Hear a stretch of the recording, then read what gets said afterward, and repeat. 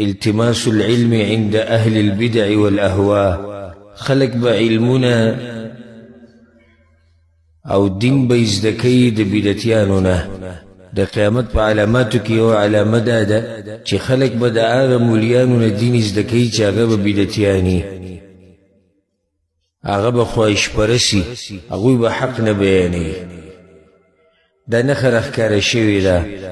امام طبراني رحمه الله یو روایت راوړی دی، په هغې کې دي پیغمبر صلی الله علیه وسلم وایي ان من اشراط الساعه ثلاثه. درې خبرې وایي یادې ساتئ، دا د قیامت په علاماتو کې دي. احداهن په هغه دریو کې یو دا ده ان یلتمس العلم عند الاصاغر، چې علم به د وړو خلکو نه اخیستی کېږي. دې ځای کې د وړو نه مراد دا نه دی چې علم عمر به کمی، ځکه علماء دا خبره ذکر کړې ده ان المراد بالصغير في هذا. په دې ځای کې د صغیر مطلب دا دی صغیر القدر، قدر به کمی په علم کې او په دین کې. لسن د عمر خبره نه ده.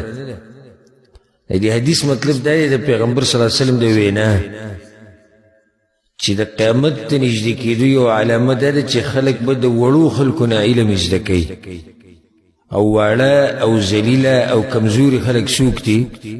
هغه بدعتیان دي. دا نښه ښکاره شوې ده او څه ناشنا ښکاره شوې ده.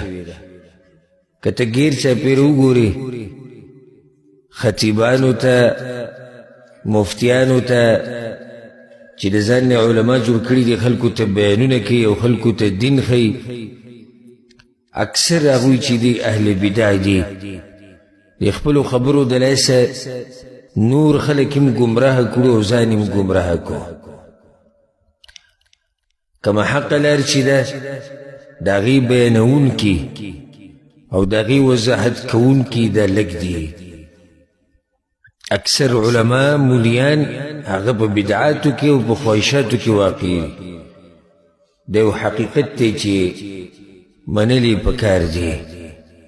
حق پرس علما، قرآن او حدیث بیانونکي علما د دوی کمی دی.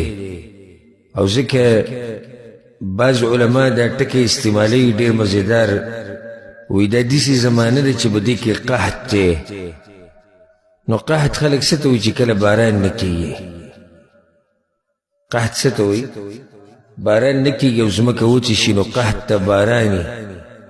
هغوی نه، دا داسې زمانه دی چې دې کې قحط الرجال دی، د سړو قحط پکې دی. هغه سړي چې هغه په صحیح معنو سره سړي دي، دې زمانه کې قحط دی د حق پرستو. د هغه علماو قحط دی چې هغه حق بیانوي، کوم حق چې الله را لېږلی په قرآن کې او په حدیثونو کې پیغمبر صلی الله علیه وسلم بیان کړی، د دې بیانونکي لږ دي، د دوی قحط دی. نو خو موږ سره مخکې د قیامت په علاماتو کې یو علامه ذکر شو چې مقررین به څه شي؟ مقررین به ډېر شي، بیانولو والا به ډېر شي. بیانولو والا ډېرېده، مقررین ډېرېده، مطلب دا نه چې حق پرست به ډېر شي، حق پرست به لږي. او بل حدیث دی چې بدا الاسلام غریبا وسيعود غریبا کما بدا. اسلام په اوله کې ناشنا و، قیامت ته نږدې به بیا ناشنا شي. نو چې کله ناشنا شو مطلب دی چې حق پرست خلک به لږي. نو په دې حدیث کې د اصاغر نه مطلب د کشرانو نه او د وړو خلکو نه مطلب دی. امام ابن المبارک رحمه الله وی، او د روایت امام ابن المبارک رحمه الله هم راوړی په زهد کتاب کې. نو بیا د هغې وضاحت هغه کړی دی، وی معنى الاصاغر هم اهل البدع. اصاغر نه مراد دلته بدعتیان دي چې خلک به د بدعتیانو نه دین زده کوي. ښه بدعتي څه ته وایي؟ مختصر هغه تاسو ته پته دی بدعتي چا ته ویلی کېږي؟ چې په دین کې نوي کارونه او نوي مسلې راوباسي چې هغه په دې دین کې نه، دا بدعتي دی. او داسې مولیان ډېر زیات دي چې د خپلې خېټې نه لګیا دي، مسلې بیانوي او دین بیانوي، او همدې د لاسه دین ګډوډ کېږي. ځکه عمر بن الخطاب رضی الله عنه به دا خبره کوله، فساد الدين اذا جاء العلم من قبل الصغير. وی دین با ال فساد و دین کی با ال فساد پیدا شي او په دین کی با هلک کمی راشي چې کله خلق دا دین د دې وړو خلکو نه زده کوي او د دې بدعتیانو نه زده کوي.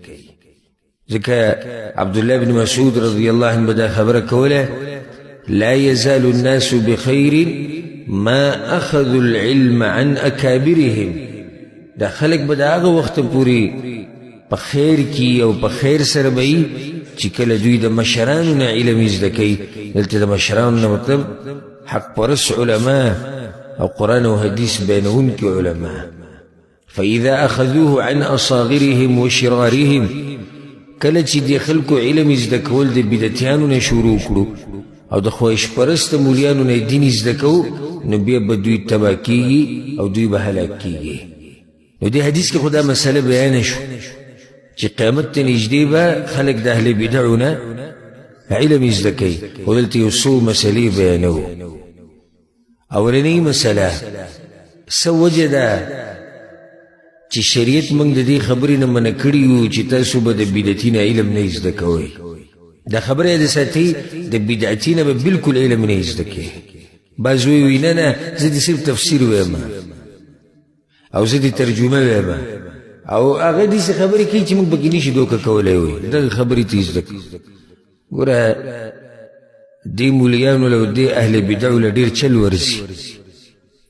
په دغه پستو خبرو کې او په دې خوږو خبرو کې چې ته ورته ښه خبرې وایې په دې کې به تا ته څه بدعات او خرافات وښایي. ځکه امام ابن سیرین رحمه الله پسې یو بدعتي راغی وی یو خبره کومه هغه ته ولا کلمه یو ټکی به هم نه وي. وی نه یو خبره وی ولا نصف کلمه نیم ټکی د نه هم نه اورم. نیم ټکی یو ته شاګردان وایي چې تا خو ډېره سختي وکړه تا به اورېدلی وی چې دی څه وایي. هغه وی دا بدعتیان دي او د دوی دا خبرې د انسان د زړه ورانوي. د انسان په زړه کې اوس څه پته لګي موږ چې ته په یو بدعت کې اخته کړي. ځکه چې بدعتي خو خپل بدعت داسې نه ثابتوي چې بس ساده خبره به وکړي خو به ښایسته کوي که نه. هغه ښایسته کوي د هغې لپاره به دلایل لټوي د هغې لپاره به یو شی بل شی بیا به تا ته بیان کړي.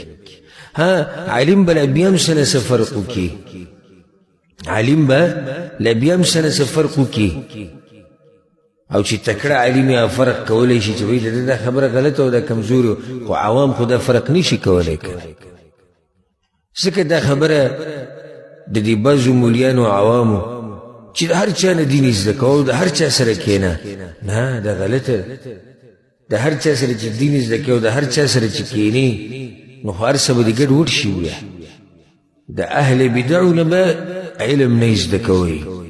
کله ته ته پته ولګي چې دا مولا په دین کې بدعات او خرافات راوستي دي او په دین کې نوي کارونه راوستي دي او په بیان کې هغه څه وایي چې هغه قرآن او حدیث کې نشته نو بیا به ته د داسې مولا نه دین نه زده کوې.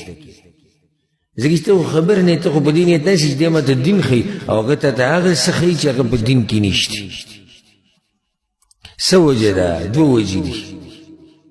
یوه که چېرته ما ورته د بدعتي سړي نه علم زده کوو نو دی ځان ته په غرور کې شي چې زه م څوک یم. نو په کار خو دا دی چې زموږ د کار د لاسه د بدعتي ته ځان سپک ښکاره شي.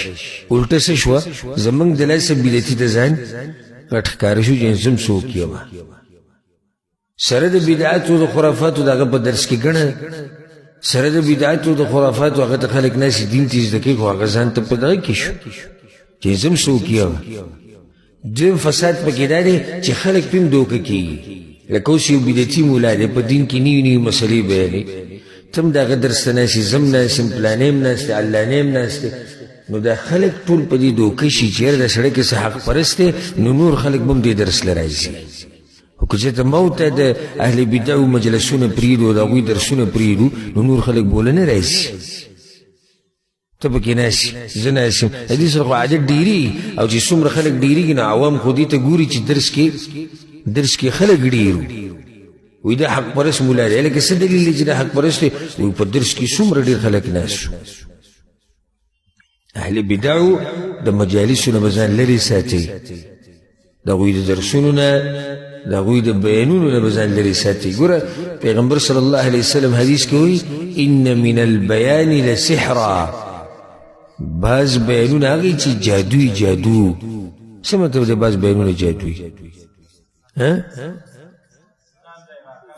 ځان ته انسان راکاږي سترګې به دله بندې کړي کمال دی دا خبرې کول او د خبرو د طریقه ټول خو خبرې نشي کولی کنه بعض خلک داسې خبرې وکړي چې د انسان د ذهن سم وچورلی را وچورلی خو چې کله دی هغه ګړز وخوري که نه وروسته په هوش کې را شي ته وګوره هغه وي ما ته دا خبره کوله په ټیم ورته ما سوچ ونه کړو ته هغه سوچ ته پرېږدي نه داسې ورته دا خبره تو راته وکړي په دنیاوي معاملاتو کې هم ته د یو سړي سره به میلاو شي څه سامان څه شی به ترې اخلي نو هغه به دا خبرې دومره تو راته وکړي چې تا به بلکل مطمئن کړي ته د سامان واخلې کور ته لاړ شي هغه دیسي بیا ته خلکو ته ډېر وایي چې دا خو دیسي نه وي تا په ټیم ولې نه کتو په هغه ټیم هغه ستا ذهن داسې تو راته وکړو نو بعض بیانونه پیغمبر صلی الله علیه وسلم وایي هغه جادو د خلکو نه زړونه راکاږي خپل طرف ته په دې طریقه باندې خبرې وکړي ځکه د بدعتیانو د مجالسو نه به ځان لرې ساتي څه وخت کې څه ملګري درس له بدله تو ما دې تپوس وکړو ما تاسو درس ته نه یاځئ وایي جي دلته یو مولوي صاحب د تفسیر درس کې مونږ هغې ته ناست شو هغه مولوي صاحب کټاس بدعتي دی نو ما سړی خو بدعتي دی وایي نه مونږ ته بدعت نه زده کوو مونږ ته صحیح خبرې زده کوو نو اولنی سوال خو دا دی چې ته به بدعت او په صحیح کې فرق کولی شې دویم ته چې لاړې ملک صدمه کې ذکر ته چې لاړې هغه ځان ته په غرور کې شو چې زم څوک یم دریم خلک کوم دوکه شو کې ته ورته ناستې پلانې ناستې بل ناستې خلک ویره دې سړي کې څه کمال دی چې دومره خلک یې خواله راشي نو قیامت ته نږدې کېدو یو علامه څه شوه چې خلک به د بدعتیانو نه علم زده کوي نن سبا وګوره کنه د مفتي منصب او د امامتۍ منصبونه او د قاضیتوب منصبونه او د اکثر د اهل بدعو سره په بدعاتو او خرافاتو کې واقع خلک چې رب العالمین دې زمونږ حفاظت وکړي او الله سبحانه وتعالی دې موږ د بدعتیانو د اهل بدعو د مجالسو نه د الله موږ لرې ساتي